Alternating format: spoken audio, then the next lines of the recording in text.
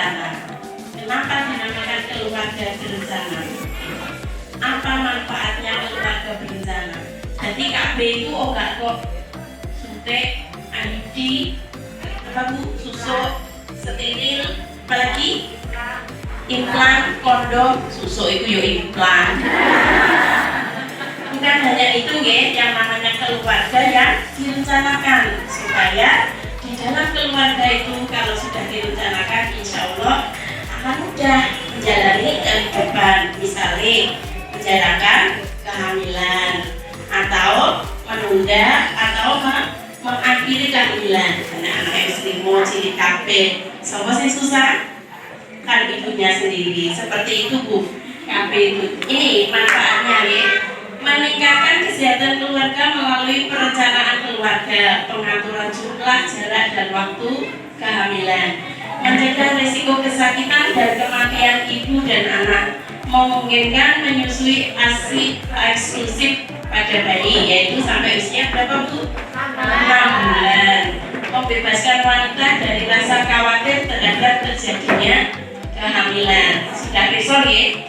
Jadi yang pertama dengan jarak oga kok gimbol, gendong, apalagi gandeng sudah tidak boleh ya, kasihan ibunya. Jadi mencegah risiko kesakitan kematian ibu dan anak. Nanti kalau bayi ini misalnya usia 7 bulan sampai lagi, risiko untuk kematian sangat tinggi. Darah tingginya juga mudah untuk menginjarnya karena jaraknya pendek tadi. Kemudian usia, kalau usianya di atas berapa bu yang dialami? 35, dikatakan resiko tinggi. Kemudian bisa menyusui anaknya eksklusif 6 bulan dan diteruskan sampai usia 2 tahun. Nah, kalau 1 tahun sudah hamil, kan mesti sudah sampai bu ketia die yang dibimbingi. Bisa dihitung ya bu, nek obat gelasi nek usia 2 bulan, susu 200 gram hanya untuk 3 hari. Nek susu yang biasa regane 12.000. 3 hari berarti kalau 1 bulan sudah 10 12 kali 10 berapa? 120. 2 tahun nunggu sapi siji. Enak asli eksklusif toh nggih. Nah ini pengenalan alat kontrasepsinya. Saya bilang jadinya sudah tahu semua ya. Ini semua rata-rata ibu kader ya. Tugasnya memberitahu orang-orang sebelah, orang-orang yang belum ber-KB dan harus ber-KB.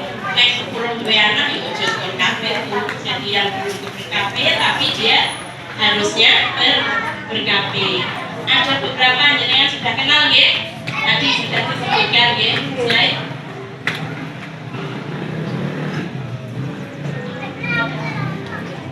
Nah ini metodenya sama bu tadi, cuma ada. Tapi kalau jangka panjang bisa bikin lagi nanti. Kalau susu ya 3 tahun lagi, kalau IUD bisa sampai 5 tahun, 10 tahun seperti itu ya. Ini yang pertama kita bahas tentang implan atau susuk atau kontrasepsi di bawah kulit.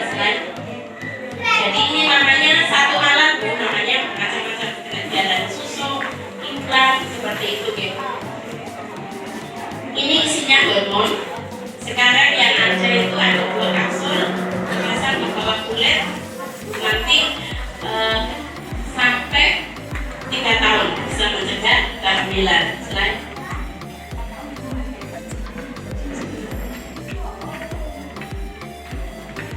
nah ini kalau implan atau susuk cuma dipasang sekali untuk 3 tahun, begitu kesuburannya, begitu dilepas kesuburan segera mulai kembali. Selain kemudian ada yang namanya kalau cara kerjanya sama bu ya, mulai dari suntik, pil, susuk, namanya KB hormon.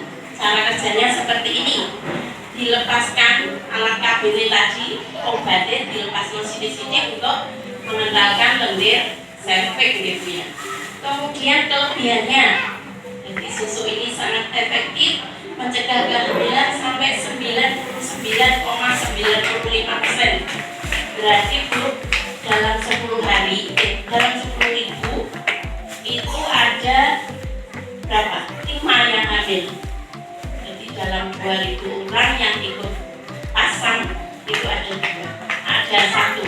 Kenapa demikian? Semua karena buatan manusia, nggak ada yang permanen, tapi dengan sudah berikhtiar, sudah berusaha ya. Selain kelebihannya sama, tidak mempengaruhi hubungan seks karena kan hormon ya, jadi tidak ada hubungannya di bawah. Kemudian harus dipasang di puskesmas, rumah sakit, dan praktek ya selain karena begitu dipasang cuma setahun sekali diinjek notok. Oh berani cek sudah rasa lepasnya. Ya seperti itu, setahun sekali kita inceng, kita kontrol. Kemudian karena dia alat, sekarang dilepas, bulan depan sudah bisa nggak men, langsung hamil. Kan dia bukan obat, tidak ada sisa obat berikutnya seperti suntik. Kalau suntik kan nggak bisa langsung subur. Lepas IUD, oh berarti keliru gawene, jalur parah putih. Kemudian cara kerjanya, nah nanti kan harus pas-pasan syukur ya. Kalau nggak pas-pasan syukur, kapan tadi nih? Ya, terjadi kehamilan. Yang ketiga karena perubahan kimia sehingga sperma sulit untuk masuk ke dalam indung telur. Nah, ini di dalam properti ini Bu, ada yang namanya tembaga ya. Nanti saya jelaskan. Kalau IUD itu 99% kegagalan. Jadi dalam arti ada 100 orang yang pakai IUD, itu pasti ada 1 yang hamil. Itu pasti. Nah, tapi jenengan kan sudah berikhtiar. Jadi kebagian siji itu ya rezeki seperti itu ya. Karena ini Bu, ada dipengaruhi oleh besarnya rahim. Tapi biasanya kalau diukur rahimnya lebih dari 8 cm, jadi nggak bermasalah. Kira-kira kok itu tahun hamil soalnya. Loh ya seperti itu. Jadi rahimnya nggak boleh besar, rahimnya harus normal di atas 5 cm sampai 7 cm, nggak boleh lebih. Kalau 8 cm, spermanya bisa menyulut ke anggota tubuh soalnya longgar, gitu. Dia bisa keliling, tidak ada interaksi obat. Jadi dengan obat obat kalau pengaruh. Aku ngombe pil obat iki TBC ya kok hamil, nggak ada, nggak mempengaruhi ya. Kemudian menurunkan resiko terjadinya kehamilan di luar kandungan dan pada umumnya tidak mengganggu hubungan suami istri karena ini masang itu juga sudah diukur sama bidan nih. Kalau rahimnya misalnya cuma 5 cm nggak boleh dipasang, kalau dipasang bojone mesti krosok sambat seperti itu. Jadi enggak syukur semua bisa dibandar okay? Kalau sudah dipasang sesuai dengan prosedur gak ngarah terasa. Kalau memang rahimnya pendek nggak boleh ikut ini, ikut IUD. Kadang terasa, kadang tidak. Berarti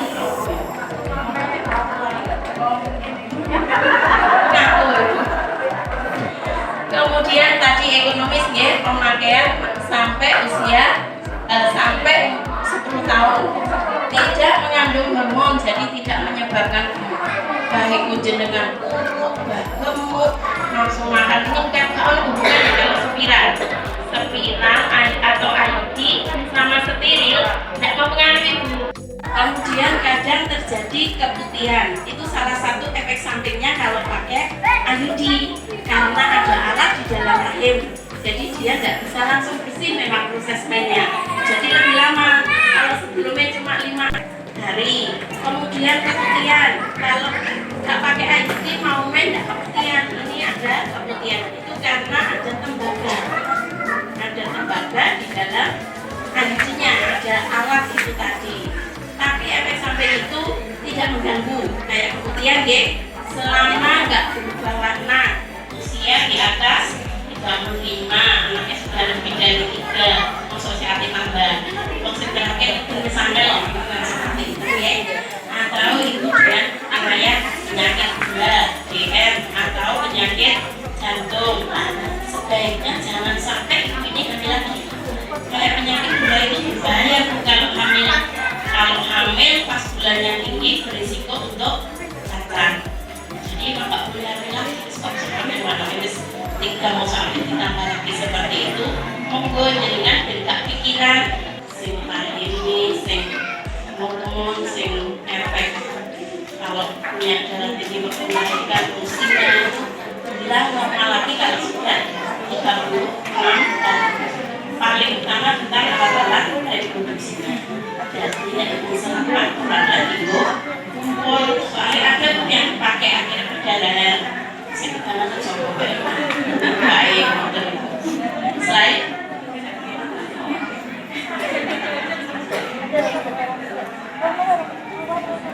nah ini cara kerjanya mencegah pertemuan sperma dengan sel telur dengan jalan untuk kedua saluran telur. Saluran itu cuma ditutup, itu ada 2 cara guys, cara medisnya cara untuk dulu ini. Yang satu cuma ditarik dong, cukup ditarik salurannya ditarik. Yang kedua juga ditarik dipotong karena takut tali ini lepas lagi, tapi insya Allah tidak ya. Kelebihannya efektif sampai 99,5% mencegah kehamilan. Jadi kalau saya buang saya steril itu ada 5 yang hamil. Berarti dalam 200 orang ada 1 yang hamil. Itu namanya kegagalan dengan sudah bertekziah.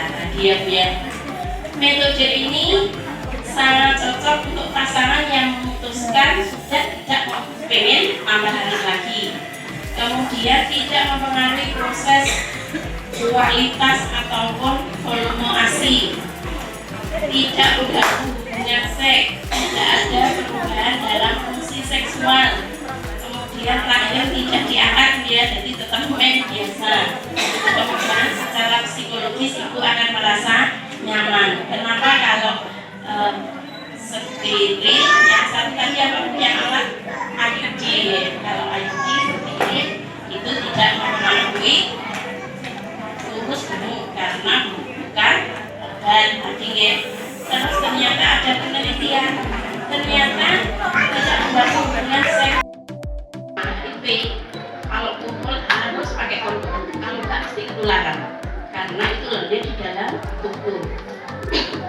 Atau kalau sekarang sudah nggak ada nih, kalau dulu ada sifilis, penyakit rajasinya sering dulu ada nih, atau itu, nah itu kalau hubungan harus menggunakan kondom untuk mencegah penularan tadi.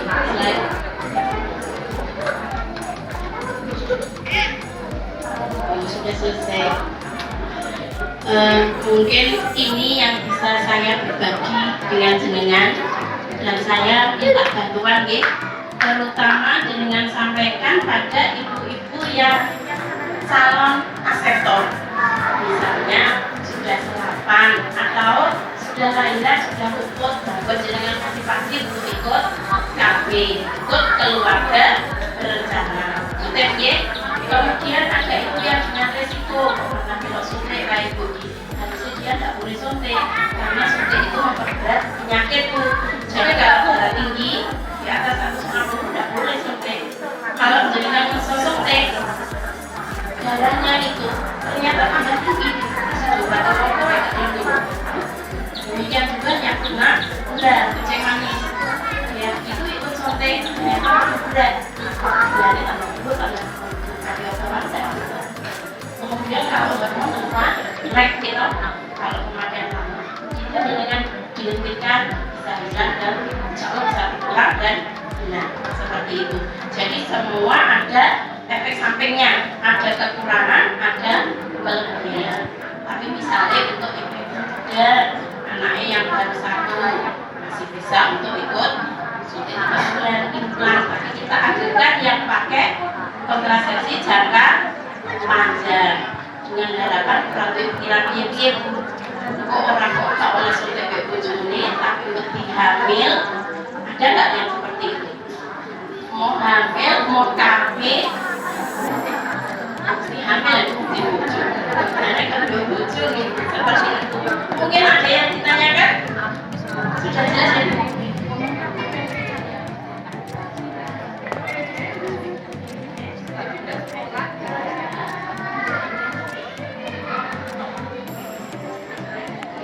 Pertanyaan yang bagus. Tadi di situ setirin untuk yang baru ya. Jadi yang habis melahirkan hari ini lahir besok pagi bisa contoh itu juga setirin bisa. Kemudian kalau sudah di atas hari ketiga nggak boleh karena proses pengecilan rahim itu yang kasarannya lah. Jadi ibu nyuk tak boleh takut ya setirinnya bisa lagi habis celaka. Kemudian bagaimana dengan anaknya yang sudah besar, misalnya 2 tahun baru ikut, tapi penjenengan sebelumnya sudah ikut KB, boleh, tidak apa-apa. Kayak balik suntik, ikut suntik, gak usah nunggu men. Tapi kalau nggak ikut KB sebelumnya harus selesai men, dites hasilnya negatif, 2 minggu nggak dipakai kumpul baru boleh berangkat. Boleh, nggak mesti harus habis melahirkan, kapan pun boleh. Setelah men, tapi kalau ikut suntik kan tidak men, dan apa-apa, suntik kurang 1 minggu, kurang 10 hari, berangkat saja, tidak ada efeknya. Oke. Mungkin ada yang pengen tanya lagi? Sudah jelas ya? Jadi diusahakan MKJP nomor 1 MOW sing umure pun 35 anake wis loro wis sampe tak mantep Bu MOW mawon nggih. Sing kedua spiral nggih. Nah, urutanane sing ketiga mayak-mayake implan apa susu. Nggih. Sambung nggih.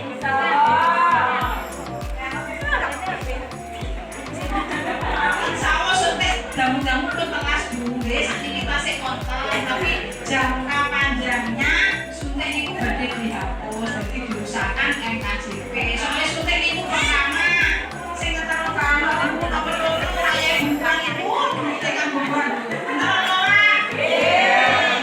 Makanya bisa jangka panjang. Tapi nek spiral susu wis mantep nggih. Implan 3 tahun, spiral 8-10 tahun.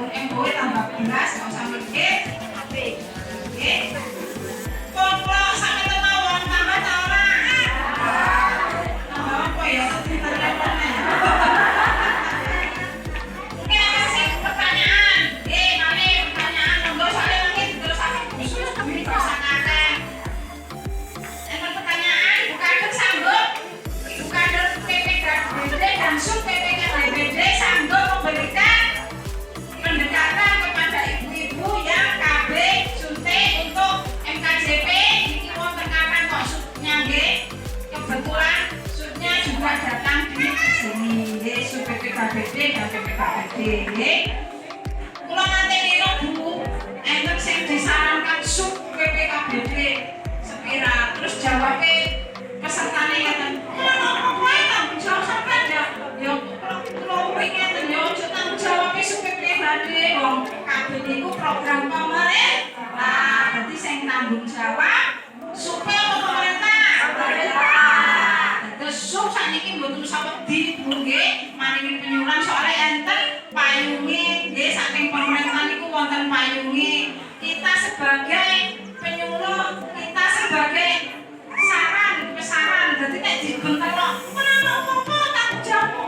Ampun, kula nggih dadi sing tanggung jawab pemerintah. Kita tinggal menjalankan kewajiban kita nggih, penyuluh yang belum KB MKJP. Sejarah sekilas program KB yang sekarang ini memang di program KB kita adalah menjadi program KKBPK. Ben ora jenengan bingung. Saiki lho bar diterangno KB kok ono tulisan KKBPK ki opo? Tak ngoten nggih, nek program KB adalah program keluarga berencana, bukan bencana. Sejak ono Pangdam sing nangani bencana. Nek aku berencana, nggih. Niku aja nek sojo sampai kena bencana. Tak ngono nggih. Nggih. Berencana mau sudah disampaikan bahwasanya program KB adalah program warga yang direncanakan. Yang sekarang ini di BKKBN itu menjadi program KKBPK. Apa program KKBPK? kependudukan, keluarga berencana, pembangunan keluarga. Nek wis di weno pengetahuane tentang program KB ben wong masyarakat iso bangun pembangunan keluargane. Lewat apa pembangunan keluargane? Lewat melalui adanya penimbangan balita, adanya lansia, adanya posyandu remaja. Itu maksudnya begitu ya Bu ya. Jadi sedikit ada salah-salah saya tak sampai ngobrol nek akeh jenengan tambah blenger. Nggih. Itu saja karena apa? Saya selaku gomnya cuma ingin mengisi sedikit itu. Jadi program KKBPK itu dicanangkan tanggal 20 Oktober 2017. Jadi mau nih program KB ini loh. Jadi program KKBPK saya mau singkatannya yaitu kependudukan keluarga berencana dan pembangunan keluarga. Jadi orang wong ngetok kon KB keluarganya ya dibangun melalui kegiatan-kegiatan di luar KB yaitu adanya kegiatan webinar. Itu gitu ya. Jadi dengan kesimpulan tujuannya dari program KB memperbaiki kesehatan dan kesejahteraan ibu anak, keluarga dan bangsa dengan mengurangi angka kelahiran, menaikkan taraf hidup rakyat dan bangsa. Aku gak usah ngambung ini. Penyuluh KB nek ngambung ini dijoki ngalor ngidul. Soalnya penyuluh KB iso ning pasar. Iso ning diwae dongso iso ngandani wong KB. Wong siji ya disuluk, wong loro ya disuluk. Apa meneh wong sadar wong akeh Pak Jarek ngene. Aku ya kudune nyuluh wong akeh. Iki Pak Jarek nggih. Lah ngomong nggih Bu nggih. Piye Bu ngantuk? Lanjut? Nggih, nah ngono nggih Bu nggih. Alhamdulillah jenengan siap sanggup nggih lanjut. Nggih. Dadi ini panjenengan iki secara tidak langsung itu memang program KB tujuannya itu nggih kudune di tahap hidupnya masyarakat itu kudu ditata karena negara. Jadi melalui program-program yang ada di program KB yang sudah disampaikan. Jadi dengan mengurangi angka kelahiran, menaikkan taraf hidup rakyat dan bangsa, dengan memenuhi permintaan masyarakat atau pelayanan KB sing jenengan butuhno iku wis disapno karo negara.